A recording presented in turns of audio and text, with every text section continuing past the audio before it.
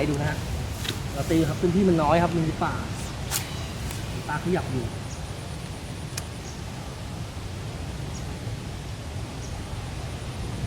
นั่นไงอึ๊บนั่นไงชายคลองครับเป็นชายคลองครับเป็นชายคลองมันขยับอยู่ครับปลาโอ้ขายลูกปลาอยู่อะพื้นที่มีน้อยครับตรงนี้ต้องใช้สอยเป็นประโยชน์ซิกเซนสีแดงครับ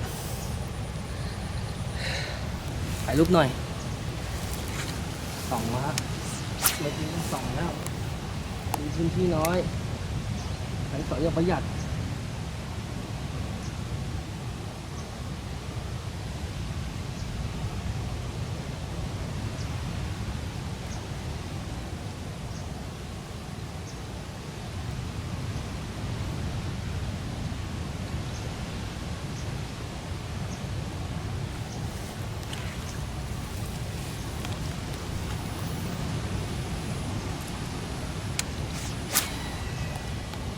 ไปไหนก็ดี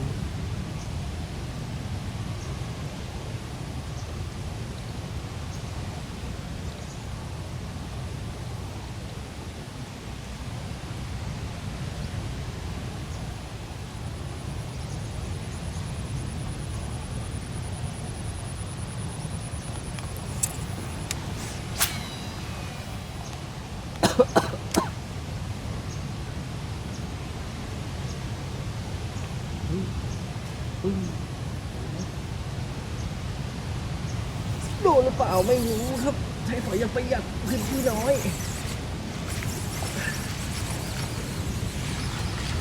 พื้นที่น้อยให้สอยอย่างประหยัดโอ้โหไซส์สวยฮะพื้นที่น้อย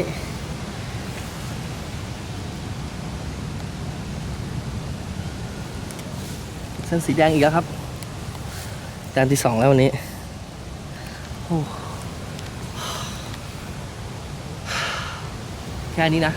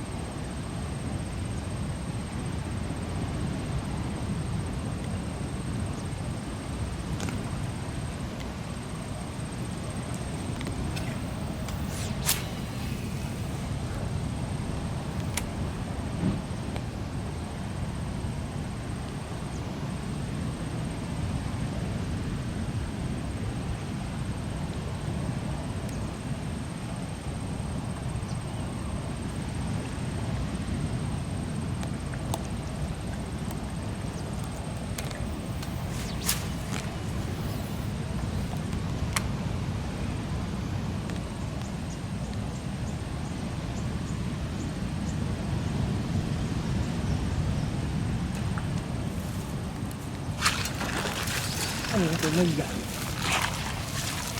โอ้โหตัวไม่ใหญ่นะเด็กเซนครับสัมผัสมรณะสีแดงครับอีกแล้วแต้มที่5แล้ววันนี้ที่ดีจริงๆครับที่ดีจริงๆไม่รู้จะดีหรือแม่งปลาเยอะสัตว์เด็กเซนครับโอเคเอาถ่ายรูปกันครับ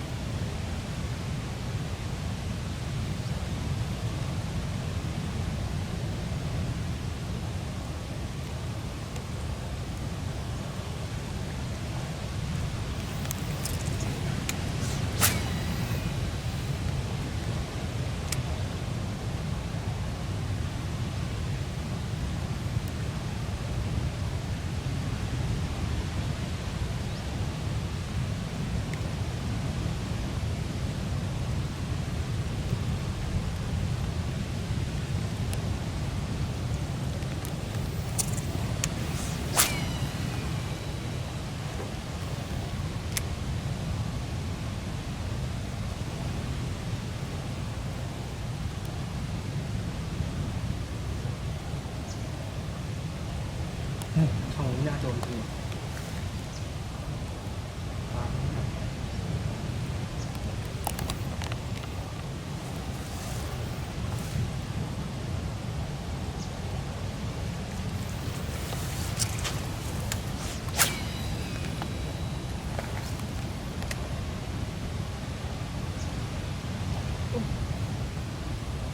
โดนอีกแล้วโอ้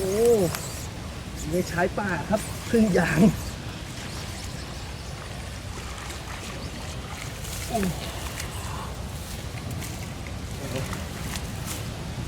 ใช้ป่าพึ่งยางครับใ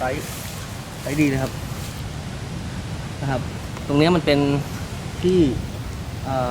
น้ำมันจะมาจากตรงนู้นนะครับ จะเป็นคลองใหญ่ยาวๆมานะครับ แล้วมันจะแยกเป็นช่องคลองเข้าไปตรงนู้นครับ เดี๋ยวเราอีกตีสักแป๊บนึงเดี๋ยวเราตีตรงนี้ครับตัวนี้ ตรงนี้3 ตัวเลยฮะซิกเซนครับแล้วซิกเซนครับ แค่นี้นะ